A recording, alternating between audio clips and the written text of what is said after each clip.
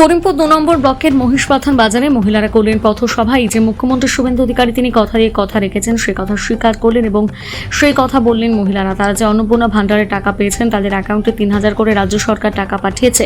তারা রাজ্য সরকারকে এবং শুভেন্দু অধিকারীকে কুর্নিশ জানিয়েছেন।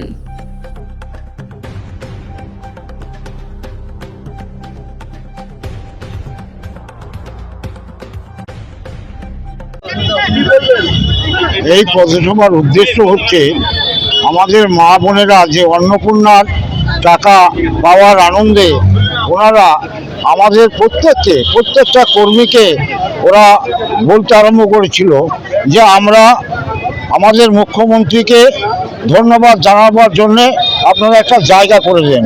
তাই আমাদের ভারতীয় জনতা পার্টির পক্ষ থেকে ২ নম্বর জেডপিটু এর সভাপতি নরোত্তমের উৎসাহে আমাদের আজকের এই মহিলাদের অনুপ্রেরণায় আজকের এই সভা, ওদেরই মতামতের উপর নির্ণয় করে আমাদের এই সভাটা তৈরি হয়েছে এবং ওদের আমরা মাত্র সহযোগিতা করেছি, তার বেশি কিছু নয়। ওরাই হ্যাঁ বলুন। যে সরকার ছিলেন লক্ষ্মী ভান্ডার করেছিলেন, হ্যাঁ এইবার লক্ষ্মীর ভান্ডার করার পর আমাদের সরকার আসার পর লক্ষ্মীর ভান্ডার নাই নারায়ণের ভান্ডারে পরিণত করে রেখেছিল তৃণমূল সরকার। অনেকে দেখা যাচ্ছে মহিলারা পায়নি, অনেক পুরুষ মুর্শিদাবাদে বেরিয়েছে, অনেক পুরুষ এখনো জেল খাটছে, কারোর নামে কেস হয়ে আছে। বহু অন্নপূর্ণার টাকাটা সঠিক করার জন্যে হয়তো আমাদের দেরি হচ্ছে, কিন্তু দেরি হলেও আমরা যে লক্ষ্মীর ভাণ্ডারের যে ত্রুটি ছিল সেটাকে আমরা বর্জন করে এগিয়ে যাব।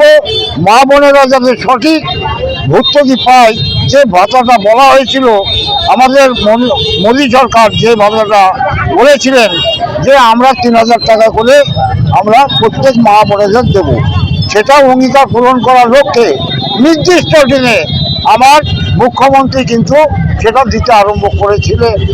আজকে হয়তো কিছুটা ভুল ত্রুটির কারণে কিছু পায়নি, কিন্তু কতগুলি আঞ্চলিক দল পশ্চিমবঙ্গে আছে।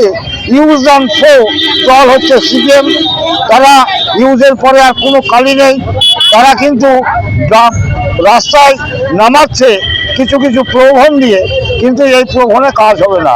আজকে আপনি বিডিও অফিসে যান, থানায় যান, আপনি হসপিটালে যান, প্রত্যেকটা মানুষ বলছে আগেকার পরিষেবার চাইতে এখন শুভেন্দু অধিকারীর পরিষেবা অনেক ভালো। তাই বলছি আমাদের সরকারকে, এই ৩ মাসের সরকারকে আপনারা আর একটু দেখুন এবং এই সরকার আপনাদের কি জিনিস আনতে পারে, এনে দেখাতে পারে, যেটা আমরা ভাবিনি যে বিজেপি সরকার এইগুলো করবে। আজকে কলকারখানা সমস্ত কিছু পশ্চিমবাংলায় স্থাপন হতে চলেছে। এই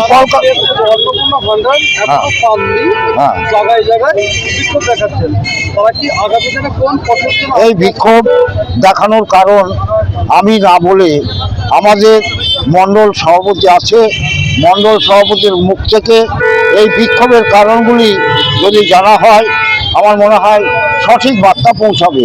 তাই বলছি, হ্যাঁ আমি হচ্ছি তুষারকান্তি পাল, আমার মুর্শিদাবাদ সাংগঠনিক জেলার আমি সদস্য মাত্র।